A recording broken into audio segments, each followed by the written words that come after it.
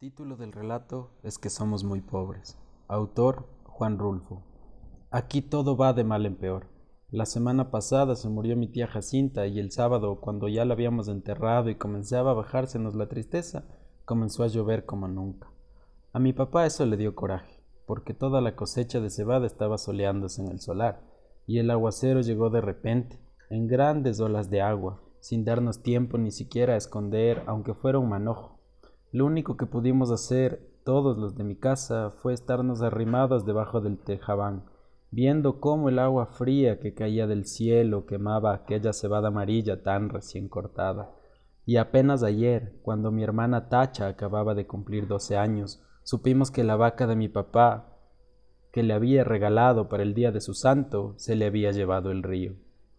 El río comenzó a crecer hasta 3 noches, a eso de la madrugada. Yo estaba muy dormido y sin embargo el estruendo que traía el río al arrastrarse me hizo despertar enseguida y pegar el brinco de la cama con mi cobija en la mano, como si hubiera creído que se estaba derrumbando el techo de mi casa. Pero después me volví a dormir, porque reconocí el sonido del río y porque ese sonido se fue haciendo igual hasta traerme otra vez el sueño. Cuando me levanté, la mañana estaba llena de nublazones y parecía que había seguido lloviendo sin parar. Se notaba en que el ruido del río era más fuerte y se oía más cerca. Se olía, como se huele una quemazón, el olor a podrido del agua revuelta. A la hora en que me fui a asomar, el río ya había perdido sus orillas. Iba subiendo poco a poco por la calle Real y estaba metiéndose a toda prisa en la casa de esa mujer que le dicen la Tamborá. El chapaleo del agua se oía al entrar por el corral y al salir en grandes chorros por la puerta. La tamborá iba y venía caminando por lo que era ya un pedazo de río, echado a la calle sus gallinas para que se fueran a esconder a algún lugar donde no les llegara la corriente. Y por el otro lado, por donde está el recodo, el río se debía de haber llevado, quién sabe desde cuándo, el tamarindo que estaba en el solar de mi tía Jacinta, porque ahora ya no se ve ningún tamarindo. Era el único que había en el pueblo, y por eso nomás la gente se da cuenta de que la creciente está que vemos es la más grande de todas las que ha bajado el río en muchos años. Mi hermana y yo volvimos a ir por la tarde a mirar aquel amontonadero de agua que cada vez se hace más espesa y oscura y que pasa ya muy por encima de donde debe estar el puente.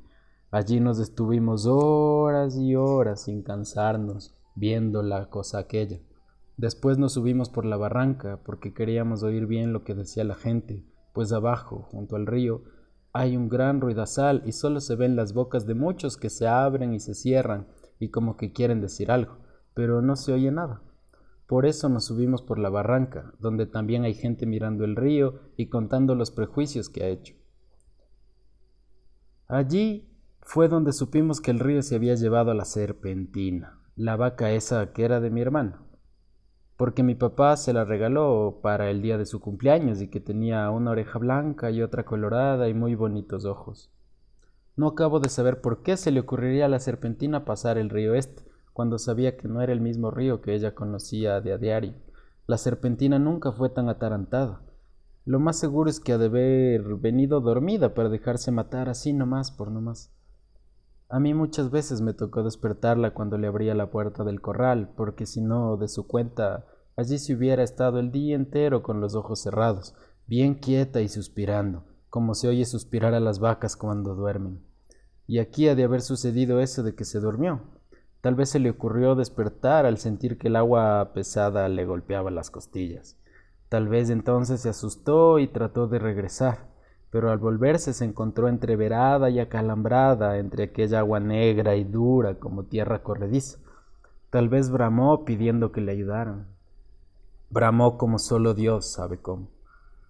Yo le pregunté a mi señor si vio que la arrastraba el río, si es que no había visto también al becerrito que andaba con ella, pero el hombre dijo que no sabía si lo había visto. Solo dijo que la vaca manchada pasó patas arriba, muy cerquita de donde él estaba, y que allí dio una voltereta y luego no volvió a ver ni los cuernos, ni las patas, ni ninguna señal de vaca. Por el río rodaban muchos troncos de árboles con todo y raíces, y él estaba muy ocupado en sacar leña, de modo que no podía fijarse si eran animales o troncos los que ahí arrastraba. No más por eso no sabemos si el becerro está vivo o si se fue detrás de su madre río abajo. Si así fue, Que Dios los ampare a los dos. La apuración que tienen en mi casa es lo que pueda suceder el día de mañana, ahora que mi hermana Tacha se quedó sin nada, porque mi papá con muchos trabajos había conseguido la serpentina desde que era una vaquilla para dársela a mi hermana, con el fin de que ella tuviera un capitalito y no se fuera a ir de piruja como lo hacían mis otras dos hermanas, las más grandes. Según mi papá, ellas se habían echado a perder porque éramos muy pobres en mi casa y ellas eran muy retobadas. Desde chiquillas ya eran rezongonas, y tan luego que crecieron, les dio por andar con hombres de lo peor, que les enseñaron cosas malas. Ellas aprendieron pronto y entendían muy bien los chiflidos, cuando las llamaban a altas horas de la noche. Después salían hasta de día, iban cada rato por agua al río y a veces cuando uno menos se lo esperaba, allí estaban en el corral, revolcándose en el suelo, todas encueradas y cada una con su hombre trepado encima. Entonces mi papá las corrió a las dos. Primero les aguantó todo lo que pudo, pero más tarde ya no pudo aguantarlas más y les dio carrera para la calle. Ellas se fueron para Yutla, o no sé para dónde, pero andan de pirujas.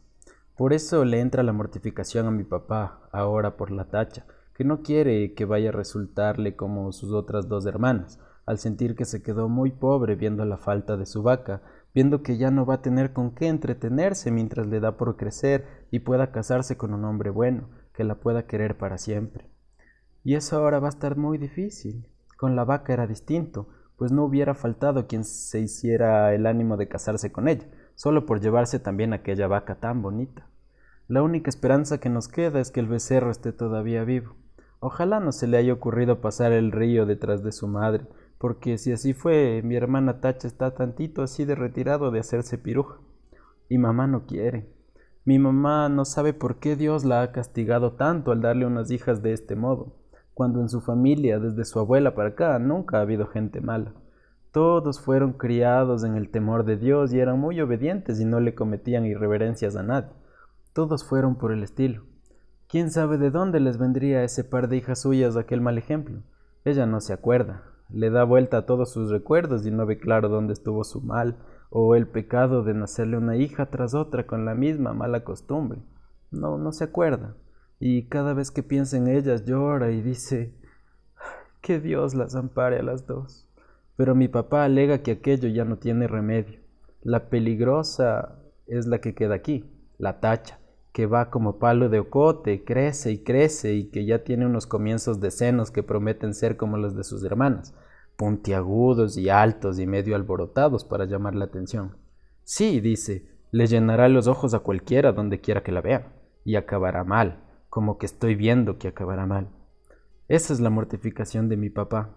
Y Tacha llora al sentir que su vaca no volverá porque se la ha matado el río.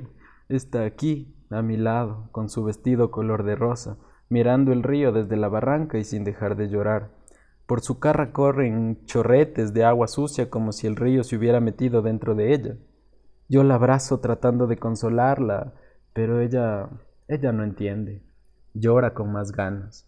De su boca sale un ruido semejante al que se arrastra por las orillas del río, que la hace temblar y sacudirse todita, y mientras la creciente sigue subiendo. El sabor a podrido que viene de allá salpica la cara mojada de Tacha y los dos pechitos de ella se mueven de arriba abajo sin parar, como si de repente comenzaran a hincharse para empezar a trabajar por su perdición.